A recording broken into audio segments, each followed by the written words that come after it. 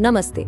आज के इस एक्सप्लेनर में हम दुनिया की सबसे बड़ी स्वयंसेवक सेना यानी भारतीय सेना की शानदार विरासत से लेकर उसके फ्यूचर रेडी होने तक के सफर को डिकोड करने वाले हैं। तो बिना किसी देरी के चलिए सीधा विषय पर आते हैं। आज की हमारी चर्चा के मुख्य विषय कुछ इस तरह हैं। पहला, इस विशाल स्वयंसेवक सेना का पैमाना। दूसरा, इसके संघर्षों का एक संक्षिप्त इतिहास। तीसरा, सेना की संरचना और संगठन। और अंत में सबसे दिलचस्प हिस्सा, सेना का आधुनिकीकरण। चलिए शुरुआत करते हैं भाग 1 से। सबसे बड़ी स्वयंसेवक सेना, पैमाना और जनशक्ति। 12,48,000। जरा इस नंबर के बारे में सोचिए। ये कोई मामूली आंकड़ा नहीं है, बल्कि सक्रिय सैनिकों की कुल ताकत है। और सबसे खास बात क्या है, ये दुनिया की सबसे बड़ी स्थायी स्वयंसेवक सेना है। मतलब यहाँ कोई अनिवार्य सैन्य सेवा या कंस्क्रिप्शन नहीं है। इतने बड़े पैमाने पर लोग अपनी मर्जी से देश सेवा के लिए आगे आते हैं, जो सचमुच इसे वैश्विक स्तर पर एक बेहद अद्वितीय बल बनाता है। अब इस सक्रिय बल के साथ साथ एक और चीज है जो इसे और भी ज्यादा ताकतवर बनाती है। वो है रिजर्व सैनिक। लगभग 10 लाख या सटीक रूप से कहें तो 9,60,000 रिजर्व सैनिक। ये वो लोग हैं जो युद्ध या किसी भी आपात स्थिति में एक अभेद्य दीवार की तरह खड़े होने के लिए हमेशा तैयार रहते हैं। एक बहुत ही विशाल फुटप्रिंट। आगे बढ़ते हैं भाग 2 की तरफ। संघर्षों का इतिहास, युद्ध के मैदान में अजेय। दशकों से सीमाओं की रक्षा करते हुए इस सेना को कई कड़े इम्तिहानों से गुजरना पड़ा है। 1947 के कश्मीर युद्ध से लेकर 1962 का भारत चीन युद्ध, 1971 का मुक्ति संग्राम और फिर 1999 का कारगिल युद्ध। निष्पक्ष रूप से देखा जाए तो इन ऐतिहासिक संघर्षों ने ही पिछले 50 सालों में सेना के रक्षात्मक और आक्रामक रवैये को परखा भी है और उसे एक नया मजबूत आकार भी दिया है। पिछले ऑपरेशंस का पैमाना कितना बड़ा था, इसे 1971 के मुक्ति संग्राम के आंकड़ों से आसानी से समझा जा सकता है। इसमें 3 भारतीय कोर एक साथ मोर्चे पर उतरे थे। नतीजा, ढाका में एक ऐतिहासिक आत्मसमर्पण, जहां 90,000 पाकिस्तानी युद्धबंदी बनाए गए थे। इस कड़े संघर्ष में 3,500 भारतीय सैनिकों की शहादत हुई और 11,000 पाकिस्तानी सैनिक मारे गए। ये एक ऐसा क्षण था जिसने दक्षिण एशिया के भू राजनीतिक नक्शे को पूरी तरह बदल कर रख दिया। और जब बात चरम सीमाओं और चुनौतियों की हो तो 1984 का ऑपरेशन मेघदूत सबसे ऊपर आता है। जरा कल्पना कीजिए, 6,400 मीटर की ऊंचाई। इस अविश्वसनीय ऊंचाई पर कंपा देने वाली ठंड और -डिग्री तापमान में सियाचिन ग्लेशियर को सुरक्षित करना माउंटेन वॉरफेयर यानी पर्वतीय युद्ध के इतिहास में एक गजब की मिसाल है। तो अब आते हैं भाग 3 पर, संरचना और संगठन। आखिर 12 लाख सैनिकों का प्रबंधन होता कैसे है? इतने बड़े बल को सुचारू रूप से चलाने के लिए इसे भौगोलिक और रणनीतिक रूप से 6 परिचालन कमानों और एक समर्पित प्रशिक्षण कमान में बांटा गया है।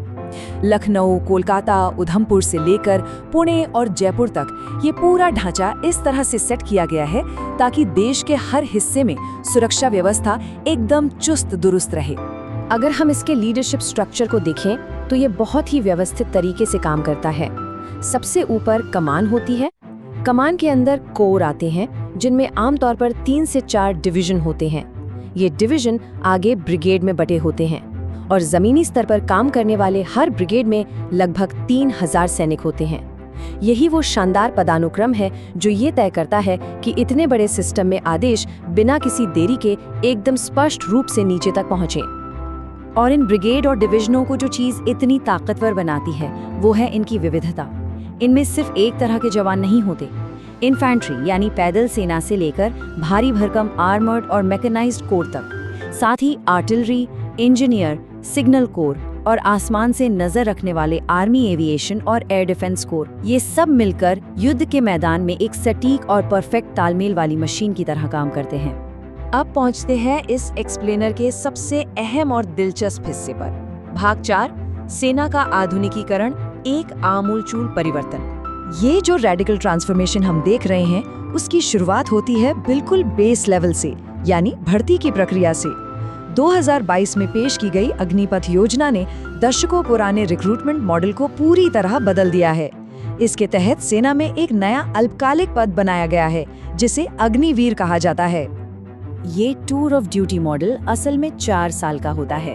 शुरुआत के 6 महीने कड़े प्रशिक्षण में गुजरते हैं, जिसके बाद 3.5 साल की सक्रिय सेवा होती है और फिर सर्वश्रेष्ठ 25% सैनिकों को स्थायी रूप से सेना में करियर बनाने के लिए रख लिया जाता है।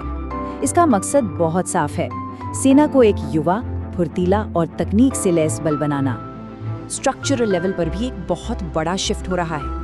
पहले की पारंपरिक संरचनाएं थोड़ी धीमी हुआ करती थीं, जिन्हें पूरी तरह से लामबंद होने में काफी समय लगता था। लेकिन अब इनकी जगह इंटीग्रेटेड बैटल ग्रुप्स यानी आईबीजी ले रहे हैं। ये ब्रिगेड के आकार की बेहद चुस्त और आत्मनिर्भर इकाइयां हैं। इनकी खासियत क्या है? ये संकट के समय महज 12 से 48 घंटों के भीतर मोर्चे पर तैनात होने के लिए पूरी तरह तैयार हो सकती हैं। है ना कमाल की बात? और तो और इस आधुनिकीकरण में नई और बेहद खास इकाइयां भी बनाई जा रही हैं। कोल्ड स्ट्राइक के लिए 250 रुद्र ब्रिगेड हैं, जिनमें टैंक और ड्रोन का गजब का कॉम्बिनेशन है।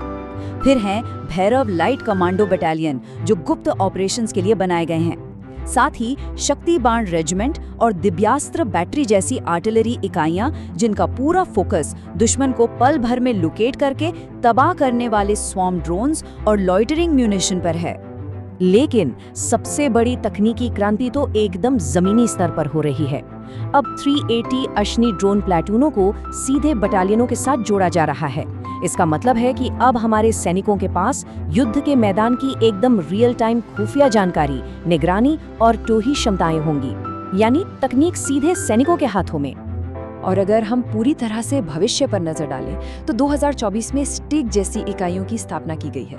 ये सिग्नल और तकनीक से जुड़ा एक खास ग्रुप है जो रक्षा क्षेत्र में 5G, 6G, क्वांटम तकनीक और आर्टिफिशियल इंटेलिजेंस के इस्तेमाल को टेस्ट कर रहा है। संचार नेटवर्क को हैक प्रूफ और फ्यूचर रेडी बनाने की दिशा में ये एक बहुत बड़ा कदम है। तो इस एक्सप्लेनर के अंत में एक बहुत ही अहम सवाल हमारे सामने आता है। जिस तरह से ऑटोमेशन, आर्टिफिशियल इंटेलिजेंस और उन्नत ड्रोन इकाइयां तेजी से आगे बढ़ रही हैं, वो आने वाले दशकों में दुनिया की इस सबसे बड़ी स्वयंसेवक सेना को किस तरह से फिर से परिभाषित करेंगी। ये एक ऐसा रणनीतिक बदलाव है जो सिर्फ सेना को ही नहीं, बल्कि आने वाले समय में वैश्विक शक्ति संतुलन को भी नया आकार देने वाला है। इसके बारे में जरूर सोचिएगा।